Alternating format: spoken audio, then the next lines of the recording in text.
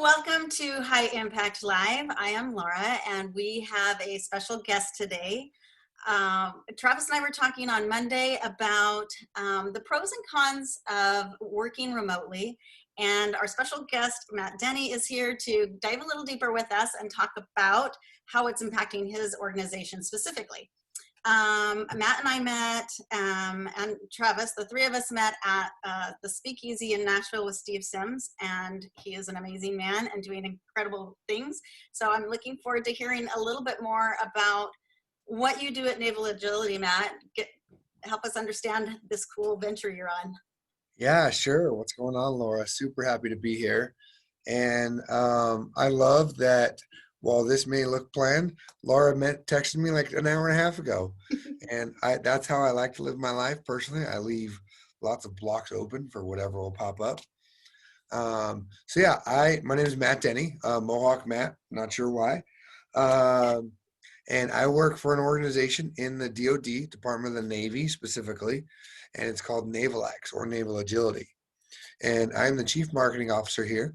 And what we do is we help the folks inside the Navy and the Marine Corps find ways to go faster, whether it's make a contract faster, make a purchase faster, connect to each other. Like our target audience is 700,000 people inside the Navy, Marine Corps. And so it is pretty big. And so a lot of that in any large organization, it can be hard to know what's going on. I mean, even in a building, you don't even know what someone's doing down the hall. And so we focus a lot on that connecting piece. And hey, did you know this exists? Hey, what are you doing? Oh, this team's doing this too. You should talk, learn from each other. So it's about the communication piece and helping people to communicate better. Yes, it's about a lot of communications, which I'll talk to later about how that shifted when we all went home. Okay. And it actually became a benefit when we used to think it was bad. And so, yeah, so it's all about the communications and kind of connecting. We do some training and we do like facilitation and kind of teaching people human-centered design, or agile scrum, or different tools that can help them accomplish their daily missions at the speed they need and want to. But a lot of it's connecting. And we also connect folks to the outside and outside to the inside. And we have tech bridges, and they are a technology bridge. We have 12 across the country. We just opened one in London last week. And they are a bridge for industry, academia, and the government to kind of all have an ecosystem that works together. And it's not just a physical ecosystem, but it's also a topic. So if you're like an IT heavy, then we have a couple tech bridges we'll send you to. We're the Navy, so if you're focused on underwater technology, we have a couple tech bridges we'll send you to that focus on that. And so that we're kind of helping industry and really focusing more on small businesses. Because the big industries, they already know how to work with the government. They've been doing it for years. We like to help the startups, small businesses, like, hey, did you know you can do this with the Navy, the Marine Corps, or other government entities? You don't know what to do? Let us help you know how to talk to us. And vice versa. The government side, I need help. I need this technology, but I don't know. Do I just Google companies? I don't know who to go to. Right. So we're kind of creating that bridge between both sides. Wow, Kind I of thing. love that. So did Naval Agility already exist? Was that something that you helped develop, or? So Naval X is about a year and a half old. Um, so I'm one of the earlier members, but I didn't create it. I still belong to another Navy command that's in California, and I'm here on a 2-year rotation. Oh, And so, when I came on, I actually came on to do digital agility, like digital transformation stuff, and in the IT heavy world. But there was a gap, and I used to be a Marine Corps PAO, public affairs officer, and so or enlisted side, and so I was like, hey, I can fill that gap. And so I came heavy communications when I came here. And that's how a lot of people know me. And that's how Mohawk Matt was actually created. And so now my day-to-day job is connecting people. I do a lot of these live sessions, whether they're on Zoom or on LinkedIn. Like tomorrow, I'm doing live with Navy senior leaders, like some of the top people in Navy, carving pumpkins. Because why not? why not? So I yeah, love I love doing video. That's kind of my platform. So happy to always chat. Well, fantastic. Well, I'm very happy to dig in now because you got me curious how you gave the impression that you're having a real positive experience with the change in the workplace and the virtual and how that has impacted you. So tell us a little bit more about the pros and cons for you. Where should we Yeah. start? Should we start with cons or should we start with pros? So let's start with story. Okay. So for me personally, in my role, leading a team that is meant to connect, before COVID hit, we were doing physical. Like I was traveling a lot. Mhm. And that's kind of how a lot of organizations and the government especially, we weren't great at teleworking. And so we didn't have the technology because of the firewalls and stuff that we have. Right. And so physical was like one of the really only big ways to reach out to folks that you didn't know. There wasn't internal social platforms to like connect on just blindly. You had to either know their email or you had to know someone who knew someone. And so, and there had kind of started to be some, but they weren't like rolled out completely. And so before COVID hit, I was traveling a bunch and my team was traveling a lot. And the Naval X Street team, and we were hitting the ground and we were going to different bases and kind of, hey, we're going to give a brief here, a brief here. What are your problems? How can we help? What do you need solved? And what are your biggest challenges? But it can only go as fast as you can be on a plane and you can get to the base. And so what we thought was the way to do it, because in person always is the best, um, COVID hits, and we're like, oh crap, we don't have a way to talk to people. There isn't a platform. There wasn't ways for me to just go and say, hey, who's out there? Anyone in the Navy? Like you can on LinkedIn or Facebook or those many things. Um, and so it wasn't until a couple months in where the government, the DoD finally got an instance of something that we are using now that's helping, but it's still not there. But what happened was like, okay, I have to readdress my entire strategy of going on travel and hitting all these physical places and doing these road shows and now finding a way to do it online. And so I got heavily involved in social media, which may seem like normal, but for the government, it's not. A Right. lot, a lot of government employees, if they're on social media, it's for personal use. Mhm. It's their own family stuff or their own thing. Like a lot of them, and there's a percentage that are, but as the 700,000 that I spoke to, probably 15 to 20% actually are on actively, especially in a way that they want to follow it. A Right. lot of people in the government or in my world in the Navy work in a way because of what they do. They can't talk about what they do at home, at work. And so when they go home, they turn their brain off. They don't they don't think about connecting work things online because it's either and it's not all classified, but it's usually internal somehow. Right. Right. And so it's not we're taught so much in our world that don't talk about what you do, don't share, don't post online. And so it was a whole shift that excuse me, that I had to kind of fight the culture against of, no, it's okay. I'm going to start putting things on LinkedIn and Facebook and YouTube. And they're not the private things. They're not the classified things. They're still things we can talk about, but it was still uncomfortable. The culture wasn't there and still fully isn't. But it got easier, like I mentioned earlier, because the ones that started getting on there, I could give, instead of me going on a 3-day trip, I could do 5 trips in one day virtually. Right. Right. It took a little bit more planning because my strategy has always been, even going in person, is I would only tell a few people that I was coming. And then I would go to the grass guerrilla roots kind, where I'd walk around with a sign and like some Snickers bars and like, hey, what's up? You heard of Dave Lex? Let's talk. Because that's my personality. I'm more spontaneous than I am like planned out. Here, go here, go here, go here. And so it was definitely a change for me, but it turned out working easier in a way, than easier than I thought it would be. And even some of the senior leaders in the Navy have said, if you would have told me a year ago, we will never telework ever. And now they're like, why aren't we? We didn't think this would actually work. Isn't that amazing? That's the thing, people keep talking about, oh, I can hardly wait till it gets back to normal. And I'm not kidding. There's a lot of things about the changes we've made that I hope don't. Like, I personally, I love working from home. I feel fortunate that I get to. But I am out and about and making connections and being at speakeasies and going to conferences. Those things I really missed. But I still managed to get to several this year. And so being able to connect, has it been the same for, I mean, you're obviously a very outgoing guy. So has it been that true for other members of your team, to feel as confident and comfortable? So yes and no. Some of my team have loved it. They're like, I'm an introvert, I'm going in.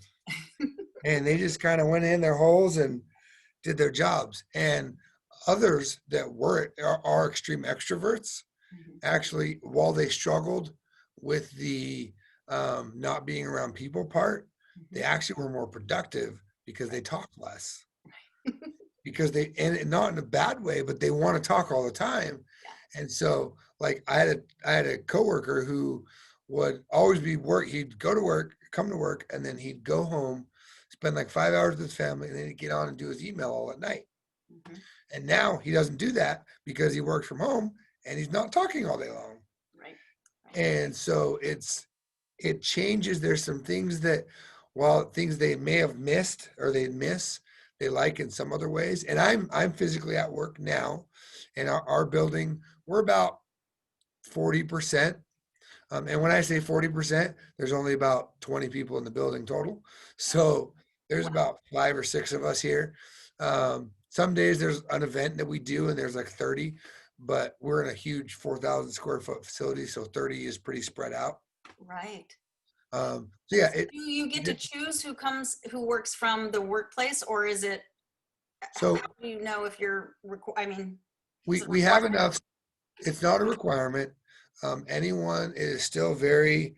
Our leadership is very open to, if you do not feel comfortable coming in, don't. Okay. And you want to work from, and we have some teammates that have it, and you want to work from home, just keep working from home. We have the tools digitally now that we can be effective. Mhm. There are others who come in every day, because, like myself, because it's fine, I don't mind. And so it's Yeah, and kind I've of, seen your super cool studio, so no wonder you want to come to work. yeah, I have a pretty fun studio I get to work in over there. So, Yeah. and I still do in-person stuff. But the great thing is leadership has not been like, you have to come in or you have to stay home. It's been very open to flexible based on either your personal desires or the schedule. Like, if we know we're having, because we do events and things, if we know we're having an event like Tuesday and Wednesday of this week, we had a team facilitating a larger group of 30. We told the rest of the team, hey, if you don't need to come in, don't, so that we have more social distancing available. Yeah. So it hasn't been like a forced thing at all. It's been kind of nice for those that want. Kind of nice and frustrating, because um, we are an open door where we always tell people they can come in and talk to us. And so we get people from industry or the government that come all the time. Mhm. And if there's only 2 of us here and we're both busy, then there's nobody to talk to the rest of the people. Right. So again, so we had to create a schedule. It's not a forced schedule, but it's a, hey, we just need at least 3 or 4 people there so that we can keep that open door type policy. Right. Right. Some backup. I love that. Yep. Do you think that in your organization, you're, like you said, you're in a 4,000 square foot building with lots of employees. Do you think that it will ever be expected that everyone is back in house? Um, I don't know. So in my building, probably, because of what we do, and we have a lot of people in here, but it's not forced. And so I also work out of the Pentagon as well, and there is like, they're trying to like stay home. Right. They want people to stay home. The base that I am actually on rotation from in California, there's very few people at work. Okay. They'll be there till January, some July. And some actually had their things moved out of their building and they're never going back. Wow. Okay. And I so, wondered how many are impacted in that way, where it's just never going to, it's going to well, impact the commercial space for sure. and it doesn't need to. Like, there are some types of your business, do you need your accountants on site? Do you need your IT team on site if it's remote cloud stuff? Do you need help desk? Do you need administrative supports on site in a building taking up money? Like it's changing the way, and this is not just the government. Everyone's rethinking this. Businesses all over are closing down, and I don't mean closing because of COVID, but because that's happening too. I mean, like big companies are closing. Like we're going to close our headquarters, not us. They're just closing out. Like everyone work from home. It works, so let's do it. So you're in DC. How long did it, what's your commute time? So it depends on how I commute. I can drive, and it takes about 7, 8 minutes. Oh, I live pretty close. If I metro, it's about 15, 20, depending on if I catch the train right. okay. A 5 minute walk, 5 minute metro, 5 minute walk. But lately I've been scootering. That's what the Band-Aid's for. I crashed on the scooter yesterday. I scooter to work every day on one of those electric scooters that you kind of scan. Yeah. And so I've been doing that because it's actually, I have a monthly pass, and it's free ride or unlimited rides for the month. And it's cheaper than the metro. I And love that. it's about 20 minutes. Yeah. So one of the pros, of course, some people have a lot longer commute than that. That's a pretty short commute for somebody who lives in a large city. So you're lucky in that way. I know my family lives south of Seattle and I live up in Bellingham. And so getting to her house used to take me about 3 hours. And I'm down there in under 2 now. Yeah. So they're definitely having the roads a little more clear. I'm appreciating it for sure. Definitely. I think that's one of the benefits is that you can have that. You don't have to commute if you don't want to. And there are a lot of people, less people on the roads. It can shift though. Like the metro is a little bit more expensive, like 30 cents because there's less people riding it. And it's slower. So if you are metroing, you have to really watch the times Mm-hmm. because the rails are a lot slower because there's a lot less people needing it. Right. So there'll be less of them. The toll roads went up. So if you are a toll driver, the toll roads got more expensive because there's less people on them. So they still need to make their money Right. for taxes and things. And so it goes kind of both ways. But I do definitely, the thing that I really like that has changed is, like, I think you said this, bosses start to have a little bit more leniency and do a family thing. Like, it was like, hey, I'm not feeling great. Stay home. Or before it was like, no, we need you in. You got to brief. You got to do this, that, this. It was Yeah, you unheard. called in sick before you were a big baby. You know, Oh yeah. that's It was like, true. no, fight it out. You'll be fine. And now it's like, oh, you stubbed your toe. Don't come in. Right. And so that is nice, especially if you're a commuter. I am lucky that I don't have to commute. I have teammates that before COVID were commuting 2 hours each way. Yeah.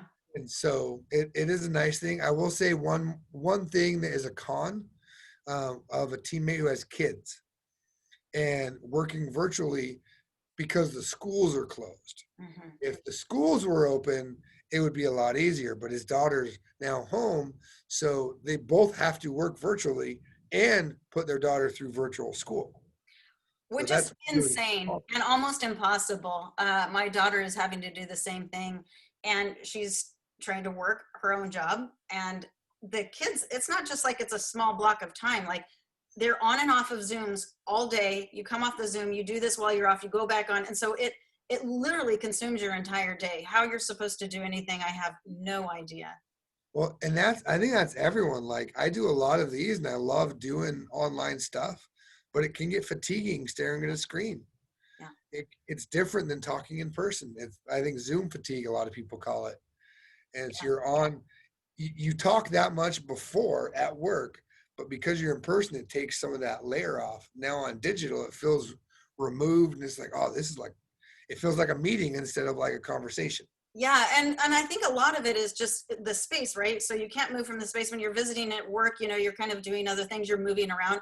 Like being in this specific spot. One I actually posted on LinkedIn today was um, LinkedIn Learning had posted something about stretches, and Uh, so that you can get your body moving because we sit like this for such long periods of time. and that's a question I have for you too. So do you find that because you have more flexibility, your screen time though, is it still outrageous, or the fact that you can walk away from your screen at any time? Are you balancing that very well? So you're talking to the a marketing guy. So I live online. Right. And so living online, I'm going to be on my screen whether I'm no matter where I'm at. But the nice thing is, because I am coming back into work, because I live in a small apartment in the city, and so coming back into work, I can just take my phone and go sit on the couch downstairs, and I can do it from different areas. Okay. I can take my laptop and go, like right now I'm in the studio, but I can go sit at another desk. I can go somewhere else around the building, Hmm. and so that kind of breaks that up of just being in the same spot.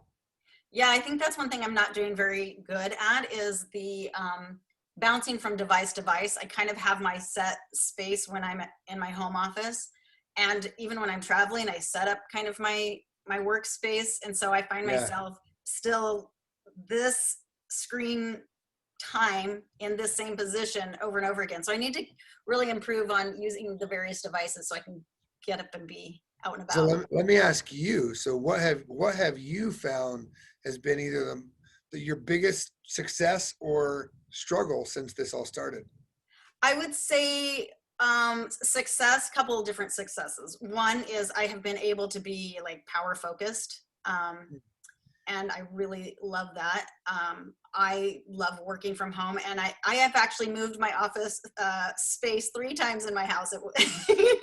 It was first in my gym, then I moved it upstairs, and now my daughter was living here because she lost her job. This is an apartment in our Uh, basement, and she was living here when she lost her job from COVID, and so she moved out, and I'm like, oh my gosh. So I turned this into my workspace, and I love it so much. I go get my coffee right there.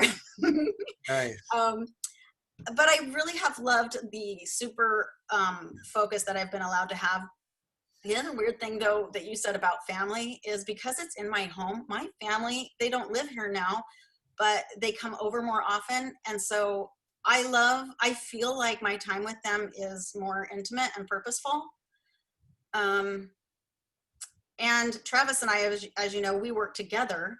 And so we're both at home. You'd think that would drive people crazy. I'm super fortunate that I love collaborating with him, and I probably drive him crazy. Sometimes we're in the same space too long. I do have a hard time, just minding my own business.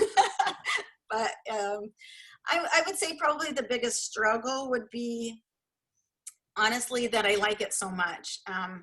I find myself definitely more isolated from other things. Like I used to love going out more, and now I just don't like it as much because I hate masking up and all the hoo-ha that goes Yeah. around with it. So I'm so comfortable in my space. I think that has, um, I've just gotten really comfortable being in this spot. Yeah. No, that and well, and it's hard too. I think it would probably change if we were back open again and like it wasn't the same thing that we've been in for last. So I was talking to someone today. They are on a rotation like me, but her family stayed in Indiana. So she's in DC, but she's just her. And Oh, so she like has to force herself to like go out on the weekend because of COVID, it's actually really easy to just stay in yes. and just like do nothing. But it's that but when you go out, you gotta mask up, you gotta know where you're going. Are they open? Are they not? Right. So it's definitely I wanna you said something about working with Travis from home. So I can tell you that my wife wishes I was still working from home Oh, because she works from home. And so now she's like home alone again. I was there for like 5 months. yeah. And so now she's like, ah. So occasionally she'll come in and just work in one of the extra spaces we have here. Oh, And one of the benefits I talked to earlier, so COVID hit, everyone's like frustrated. You just have to blink to find an excuse to be mad. yes. And my sister-in-law, she was up in Penn State, and so the school closed all the dorms if you had somewhere to go. If you didn't, then obviously they didn't kick you out, but there was no school. Right. And so she was about 3.5 hours from us. So she came here. So we have 3 adults in a 600 square foot apartment, 1 bedroom. And so it was really uncomfortable at first. We made it work, and our couch is one of those love sack couches, so it like is like Lego furniture. Um, and so we were able to make her a bed and kind of a walled off section in our living room. But the benefit was before this, well, all of my wife's family, she's got 8 kids in her family, all but 2 live in Utah. And so she was the closest one 4 hours away when we came here. But even then, over the past 10 years, we probably saw her 10, 15 times. And then COVID hits and she lived with us for 3 months. And so while it had its struggles, we actually got to spend time with her that we'll never get a well, we're never going to live with her probably again unless we Right, need to. But it was just we tried to find the good in it. We're like, look at all this fun memories we can make, even stuck inside, because normally we would never see her because we're never going to live in Utah because we don't want to. We like to live out wherever we go and travel. And so we're okay being away from family, but it was kind of a nice side effect. While it yes. had its challenges, it was fun to spend more time with her. Well, and that's the important part. You know, what I've learned is that what is a pro to one person is a con to another, and what Yeah, someone else just cannot hardly handle, another person loves. So yeah, you can really focus on the negative, or you can really focus on the positive. And I love that you shared that, and how fun. Yeah, that's some tight quarters, but like you said, time that you probably wouldn't have got otherwise. So I love that. yeah, for sure. Yeah, I I just think that I get caught up in my own space and my own dialogue around this scenario. And I know that everybody's working from home, and I've been kind of focused on that with my live calls because I know that it's impacting so many people. But I love that you have come today and shared with, I mean, because really in our conversation, we've kind of hit on all, like you said, all the pros and cons that are not necessarily pros and cons for another person. Yeah, and that's what's so crazy is like there are still people that have not left their house, and it is for some of them. While we may laugh at it, it is a real fear for them. I know. And so seeing like what you are able to do, being grateful for anything you have, people losing their jobs, all that stuff is it's not over. And it's for like anyone who is in the airline industry, they just barely got hit a month ago, October 1st. Like United laid off like 30,000 people. And that's one airline. And so we're not done with this. And so I think the more we find the value in it when we can is going to help us come out of it and adapt. I've had to adapt from a in person. I'm a very social person, both personally and work wise for my jobs. And so I've had to adapt. Like I was doing something with Steve Sims recently, and he called me out on it. He said, "You're a very like in person kind of person." How many times do I say the word person? But I have, so now I do a lot more videos and I do a lot more lives because I still need to connect to people. While it's not fully the same and it will never replace in-person contact, for me, it keeps me sane. Because when COVID hit, I was depressed. Yeah. I am a social butterfly.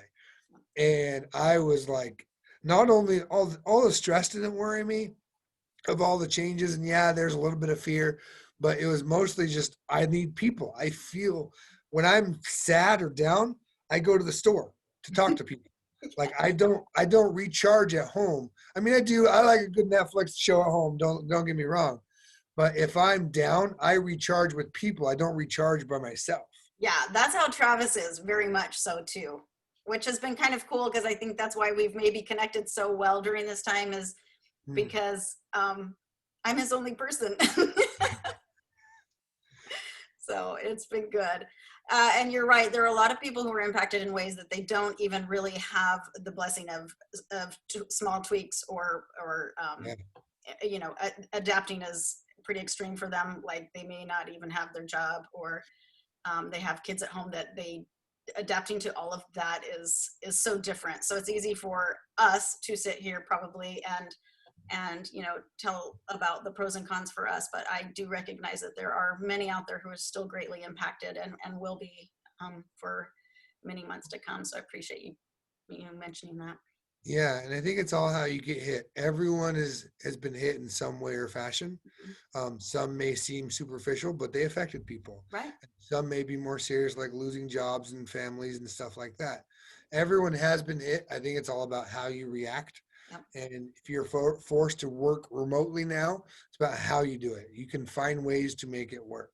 Yes. And how you, it's the, from Rocky Balboa, I cannot do an impression of him, but it's not how hard you get hit, it's how you get hit and what you do when you get, after you get hit. Right. How you get back up. Yeah. How For you sure. get back up, if you get back up. Yeah. Yeah. And so, yeah, this isn't going away. And that's why I love the conversation today of working remotely and the, how to make it work, because even as we go forward, people are realizing that this is possible and it can save companies a lot of money in some ways.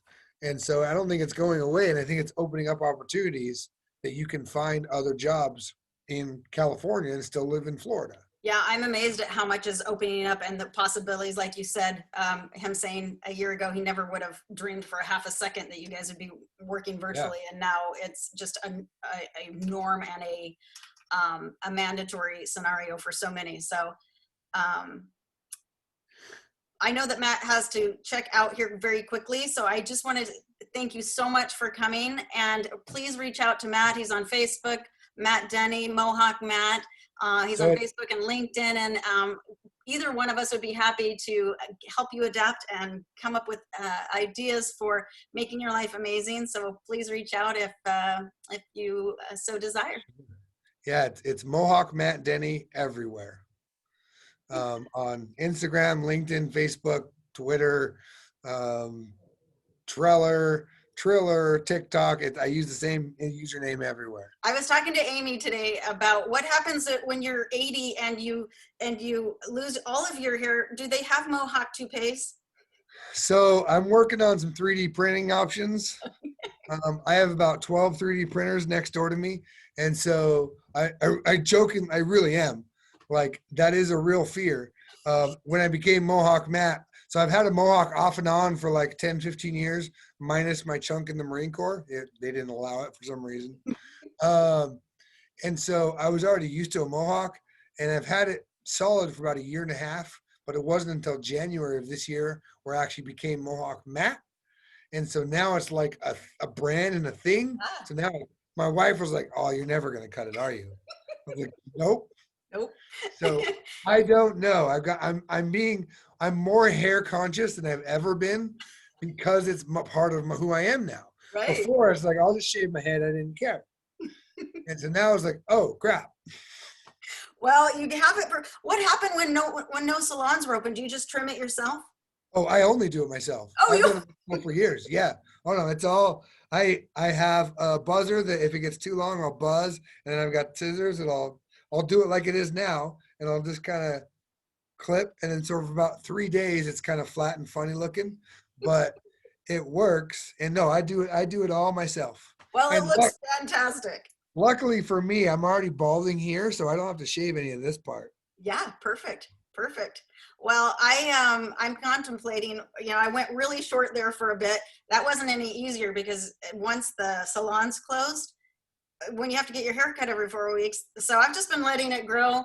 It's getting a little crazy, but who knows? Maybe I'll have to adopt something a little more fun, but I think you should maybe contemplate coloring it occasionally. So I'm coloring it tomorrow for Halloween. You are? I am. And I have 3 live events tomorrow, so that's going to be fun. I will be watching you live tomorrow. I look forward to seeing what color you're coming out with. Don't give it away. Because you said haircuts, I did make in about May, my team was like, "Hey, you should do like how to cut a mohawk because nobody can go to the barber on yourself." I was like, "That's lame." Team, whose hair can I cut?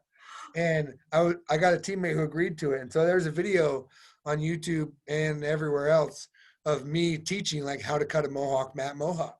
Oh my gosh. And it's like a 3-minute video of like how I cut it, and I did it to someone else. And then we surprised everyone in our community of who it was. And it was pretty funny. Has that gone viral yet? That's pretty cool. It hasn't. I need everyone's help. I'll send you the link. Help it go viral. Definitely, definitely. I'll post the link too on all of my sites because I got to check this out. Awesome. Thank you, Well, Matt, for being here. I sure appreciate you. Am I going to sure. see you next month or in January in San Diego? Yep. Yay. Yep. I will be there. I'll be there tomorrow night too. For the virtual happy hour. I will. And you and I and Travis need to get on a call with my other side. I Lynn, can't wait to meet Lindy. Lindy, I can't wait to meet you. And we're actually coming out east in a bit, so hopefully we'll be able to hook up and see definitely each other in person too. work it out. All right, that sounds great. Well, thank you. Have an amazing rest of your day and an amazing rest of your week. And I'll talk to you soon. Thanks, you too, Laura. See you. Appreciate having me on. Thanks for being here. Uh, Bye. bye.